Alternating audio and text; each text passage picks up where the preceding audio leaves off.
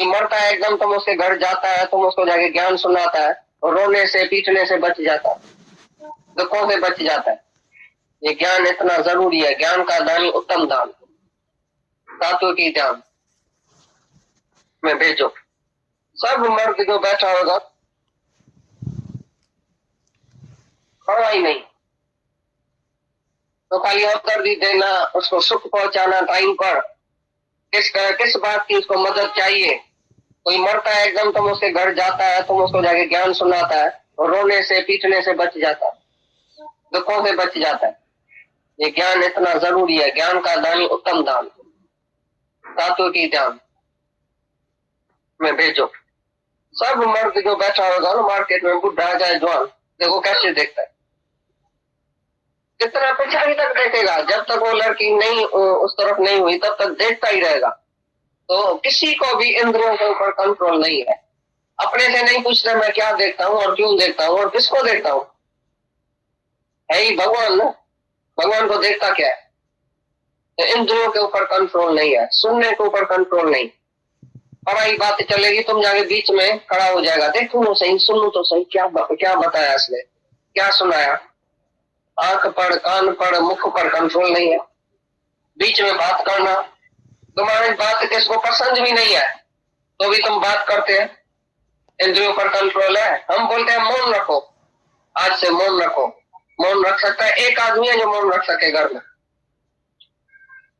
तभी तुम्हारा बच्चा बोलेगा डैडी मम्मी अभी रेडियो पर बात करो, मैं बंद करूं रेडियो जल्दी। ऐसा दुखी है तुम्हारे से घर वाला, तो भी तुमको अपना बात करना, अपना बोलना, अपना सुनना। कोई जाएगा घर में, बोलेगा खबर चार सुनाओ, कोई आया तो नहीं था, कोई चिट्ठी तो नहीं आई, कोई तार तो नहीं आई, कोई मेरा टेलीफोन तो नहीं आया, कोई आदमी तो नहीं आया, मेरी लड़की तो नहीं लौट के गई, मेरा फलाना तो नहीं आया। इधर से ही जाके खबरें सुनने की कोशिश करेगा, नहीं मेरे को खबर पढ़नी चाहिए। दादा बोलता था जब भी मैं अखबार नहीं पढ़ता हूँ, कोई भी खबर मेरे को दुनिया की नहीं चाहिए। कभी भी अचानक कोई कान में ऐसी खबर दे के जाता है जो मेरे लिए जरूरी है, उसी टाइम आप ही हो जाती है। जो खबर मेरे को परमात्मा देना चाहता है टाइम पर, वो दे के जाता है।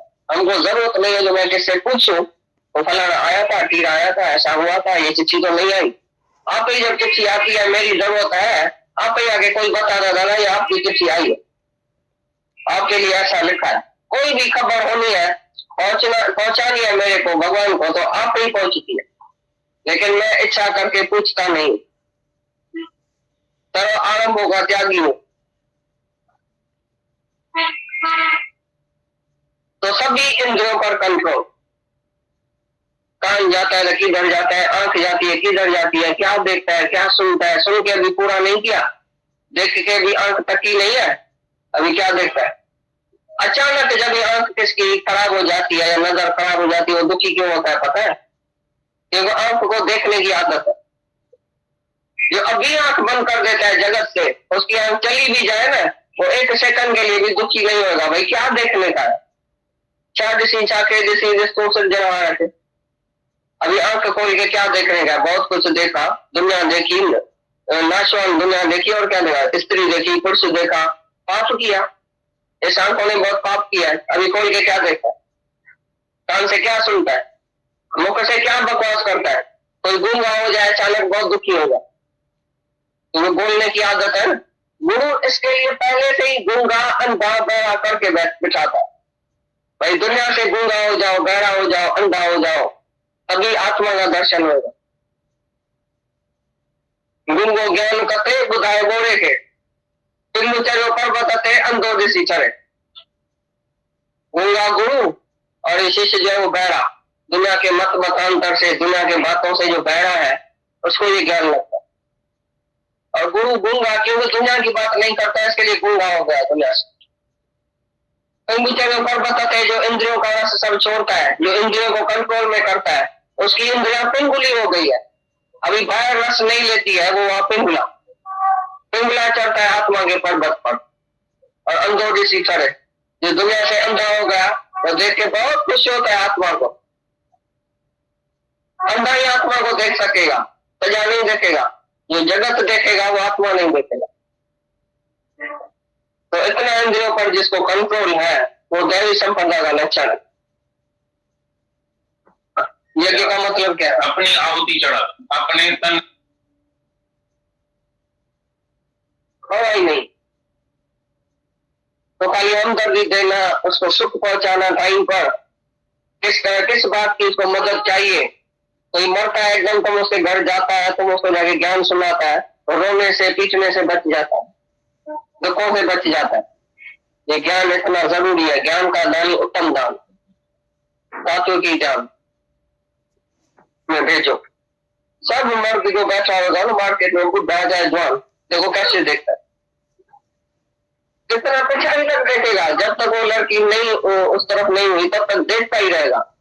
तो किसी को भी इंद्रियों के ऊपर कंट्रोल नहीं है। अपने से नहीं पूछता मैं क्या देखता हूँ और क्यों देखता हूँ और किसको देखता हूँ, है ही भगवान ना। भगवान को देखता क्या है? तो इंद्रियों के ऊपर कंट्रोल नहीं है, सुनने के ऊपर कंट्रोल नहीं। और आई बात चलेगी, तुम जाके बीच में खड़ा हो जाएगा, देखो तो सही, सुनो तो सही, क्या बताया इसने, क्या सुनाया। आंख पर, कान पर, मुख पर कंट्रोल नहीं है। बीच में बात करना, तुम्हारी बात किसको पसंद भी नहीं है तो भी तुम बात करते हैं।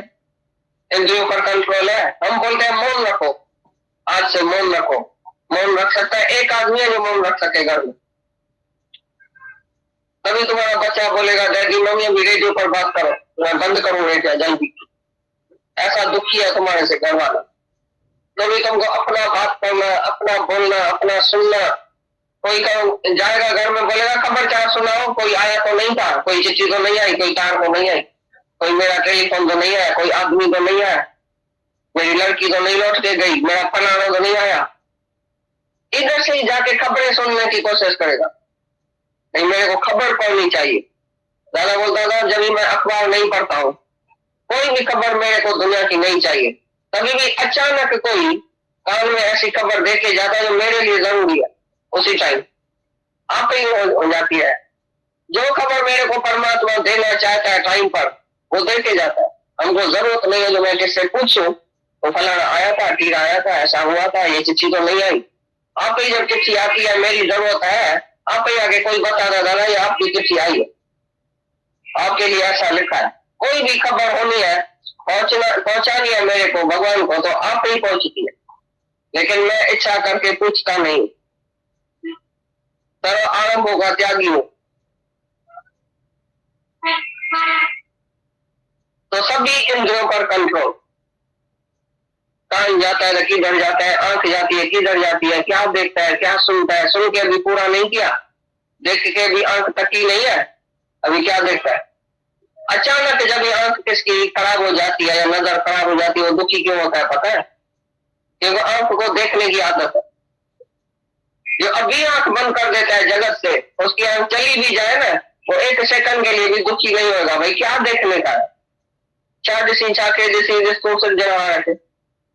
अभी आंख खोल के क्या देखने का? बहुत कुछ देखा, दुनिया देखी, नाशवान दुनिया देखी, और क्या देखा? स्त्री देखी, पुरुष देखा, पाप किया। इस आंखों ने बहुत पाप किया है। अभी खोल के क्या देखता है? कान से क्या सुनता है? मुख से क्या बकवास करता है? कोई गूंगा हो जाए अचानक, बहुत दुखी होगा, तो बोलने की आदत है। गुरु इसके लिए पहले से ही गूंगा अंधा बहरा करके बिठाता है। भाई दुनिया से गूंगा हो जाओ, बहरा हो जाओ, अंधा हो जाओ, तभी आत्मा का दर्शन होगा।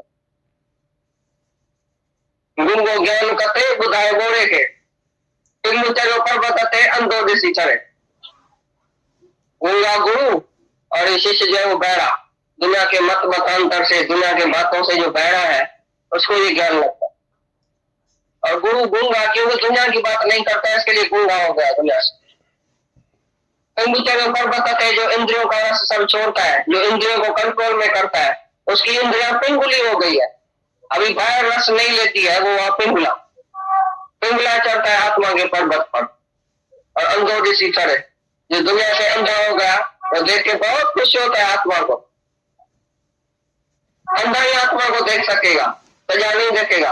जो जगत देखेगा वो आत्मा नहीं देखेगा।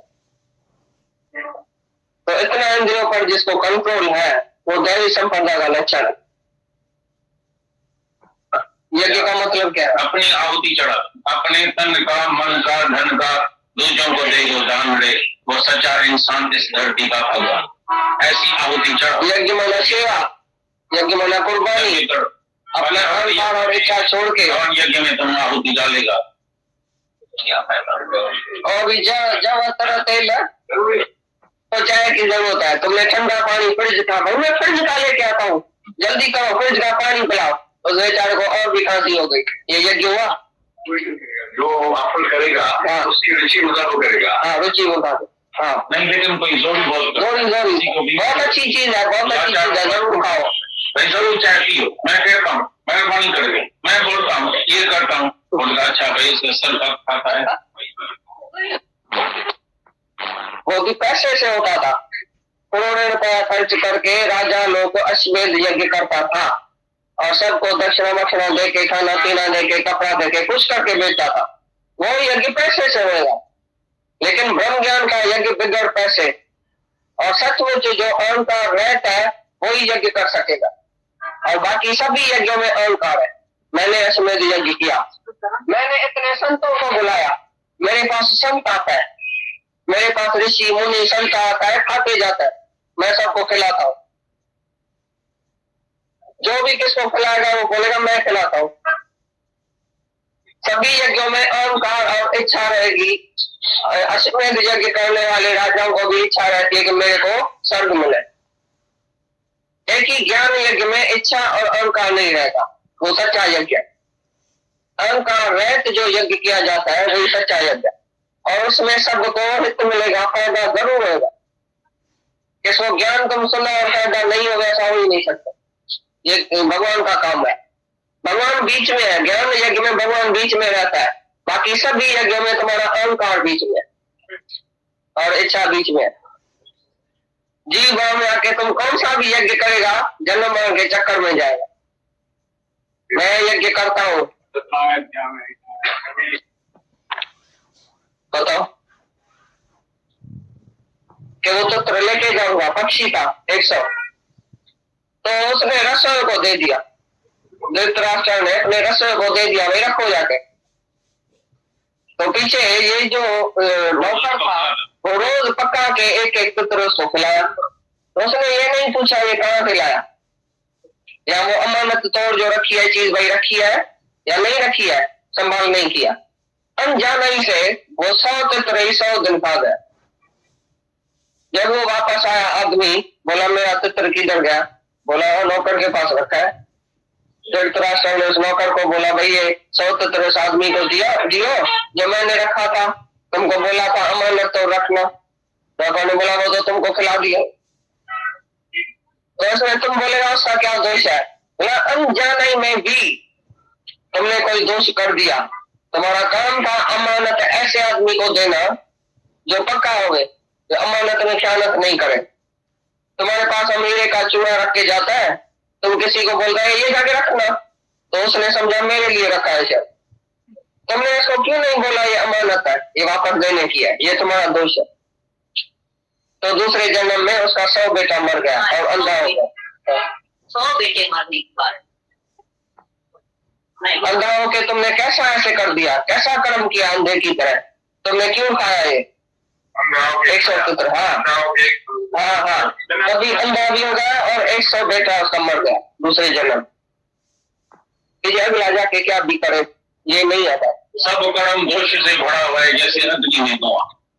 सब कर्म निर्दोष है आत्मा, निर्दोष है गैर। ये आखिरी 18 अध्याय में भगवान ने ये सब सुना के 18 अध्याय में निर्णय किया है।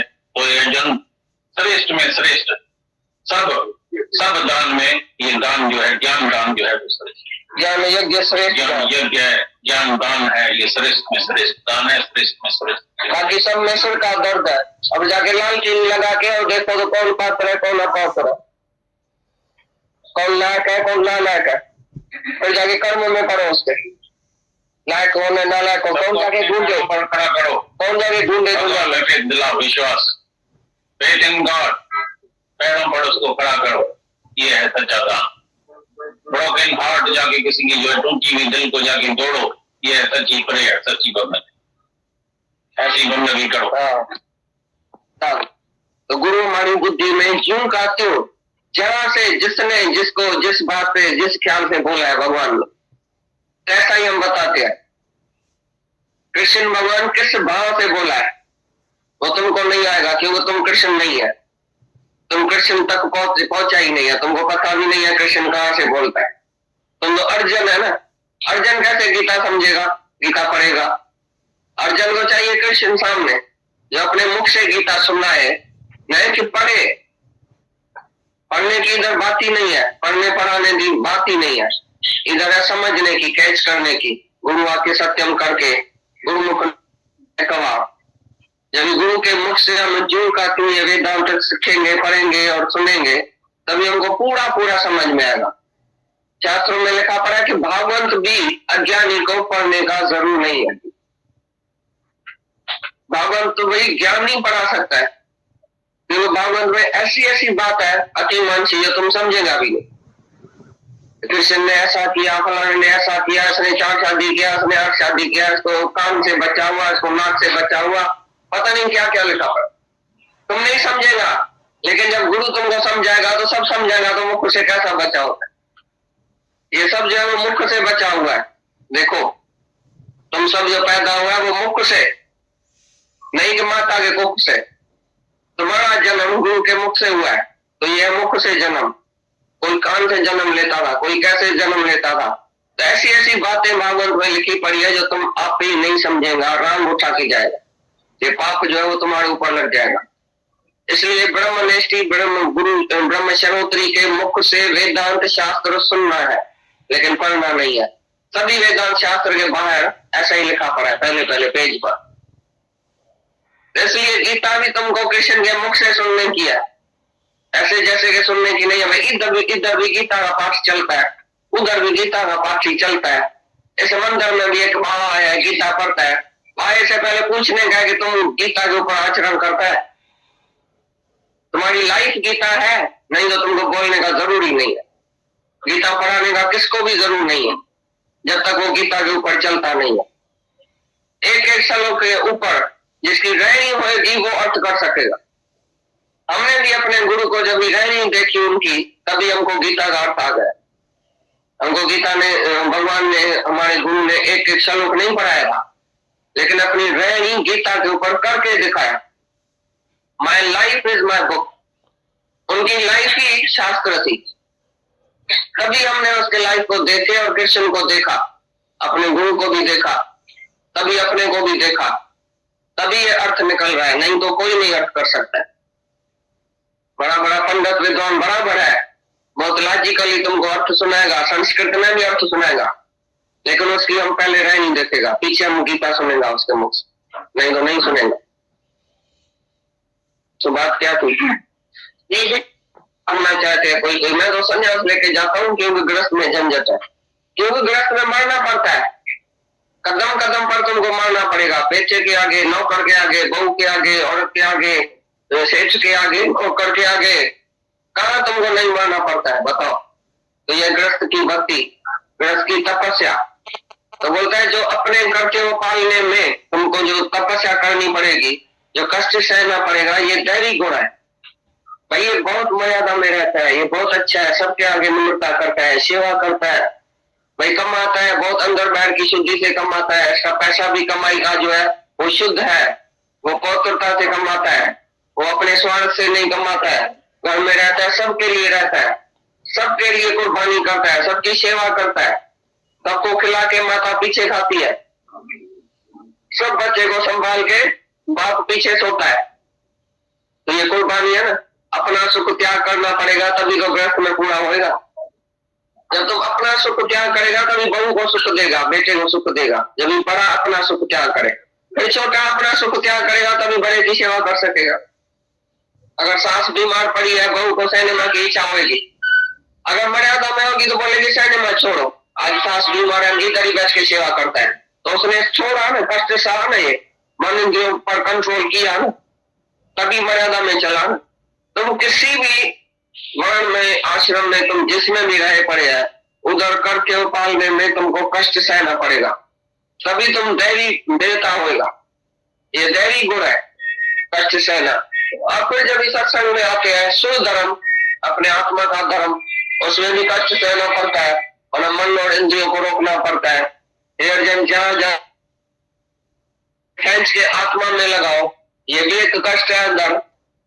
तुम इधर आते हैं, देखो नीचे बैठे हैं, ठंडी में, गर्मी में, सर्दी में, कहां कहां से आते हैं, ये भी एक कष्ट है। ये अपने उद्धार के लिए तुम कष्ट सहते हैं। स्वधर्म है ये तुम्हारा। आत्मा का धर्म क्या है उसके समझने के लिए तुम कितना कष्ट सहते हैं। घर वाले की गाली भी खाते हैं, दुनिया की भी गाली खाते हैं, कोई तुम्हारी निंदा भी करेगा। इतना सुबह सुबह में माई कहां जाती है, घर बच्चा छोड़ के निंदा होगी, ये भी एक कष्ट है, निंदा सहना। लेकिन स्वधर्म के लिए जो भी तुम कष्ट सहता है वो दैवी गुण है तुम्हारा, और दैवी गुण से ही तुमको भगवान प्राप्त होगा। दैवी गुण जो है वो मुक्ति को प्राप्त करने के लिए है। तो ये जरूरी है, तुम स्वधर्म के लिए जो भी कष्ट सहता है वो बहुत जरूरी है, उसमें तुमको फायदा हो, अंदर की शुद्धि होगी, देवताई गुण तुम्हारे पास आएगा, तभी तुमको मुक्ति और शांति मिलेगी।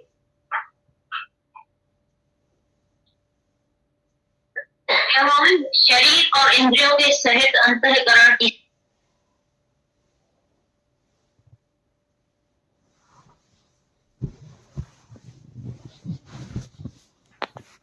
लेके जाता हूँ, क्योंकि गृहस्थ में झंझट है, क्योंकि गृहस्थ में मरना पड़ता है।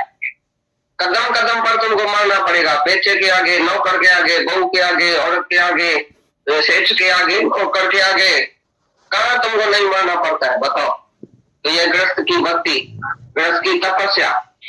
तो बोलता है जो अपने कर्तव्य पालने में तुमको जो तपस्या करनी पड़ेगी, जो कष्ट सहना पड़ेगा, ये दैवी गुण है भाई। ये बहुत मर्यादा में रहता है, ये बहुत अच्छा है, सबके आगे निम्रता करता है, सेवा करता है भाई, कमाता है बहुत, अंदर बाहर की शुद्धि से कमाता है। इसका पैसा भी कमाई का जो है वो शुद्ध है, वो पवित्रता से कमाता है, वो अपने स्वार्थ से नहीं कमाता है। घर में रहता है, सबके लिए रहता है, सबके लिए कुर्बानी करता है, सबकी सेवा करता है, सबको खिला के माता पीछे खाती है, सब बच्चे को संभाल के बाप पीछे सोता है। तो ये कुर्बानी है ना। अपना सुख त्याग करना पड़ेगा तभी तो गृहस्थ में पूरा होगा। जब तुम अपना सुख त्याग करेगा तभी बहू को सुख देगा, बेटे को सुख देगा। जब बड़ा अपना सुख त्याग करे, फिर छोटा अपना सुख त्याग करेगा तभी बड़े की सेवा कर सकेगा। अगर सास बीमार पड़ी है, बहू को सिनेमा की इच्छा होगी, अगर मर्यादा में होगी तो बोलेगी सिनेमा छोड़ो, आज सास बीमार है, इधर ही बैठ के सेवा करता है, तो उसने छोड़ा ना, कष्ट सहा ना, ये मन इंद्रियों पर कंट्रोल किया ना, तभी मर्यादा में चला ना। तुम किसी भी वर्ण में, आश्रम में, तुम जिसमें भी रहे पड़े है, उधर कर्तव्य पालने में तुमको कष्ट सहना पड़ेगा, तभी तुम दैवी देवता होगा। ये दैवी गुण है, कष्ट सहना। और फिर जब इस सत्संग में आते हैं, सुधर्म, अपने आत्मा का धर्म, उसमें भी कष्ट सहना पड़ता है और मन और इंद्रियों को रोकना पड़ता है। हे अर्जुन, जहां जहां तुम्हारा मन जाए उधर उधर से खींच के आत्मा में लगाओ, ये भी एक कष्ट है अंदर। तुम इधर आते हैं, देखो नीचे बैठे हैं, ठंडी में, गर्मी में, सर्दी में, कहां कहां से आते हैं, ये भी एक कष्ट है। ये अपने उद्धार के लिए तुम कष्ट सहते हैं। स्वधर्म है ये तुम्हारा। आत्मा का धर्म क्या है उसके समझने के लिए तुम कितना कष्ट सहते हैं। घर वाले की गाली भी खाते हैं, दुनिया की भी गाली खाते हैं, कोई तुम्हारी निंदा भी करेगा। इतना सुबह सुबह में माई कहां जाती है, घर बच्चा छोड़ के निंदा होगी, ये भी एक कष्ट है, निंदा सहना। लेकिन स्वधर्म के लिए जो भी तुम कष्ट सहता है वो दैवी गुण है तुम्हारा, और दैवी गुण से ही तुमको भगवान प्राप्त होगा। दैवी गुण जो है वो मुक्ति को प्राप्त करने के लिए है। तो ये जरूरी है, तुम स्वधर्म के लिए जो भी कष्ट सहता है वो बहुत जरूरी है, उसमें तुमको फायदा हो, अंदर की शुद्धि होगी, देवताई गुण तुम्हारे पास आएगा, तभी तुमको मुक्ति और शांति मिलेगी।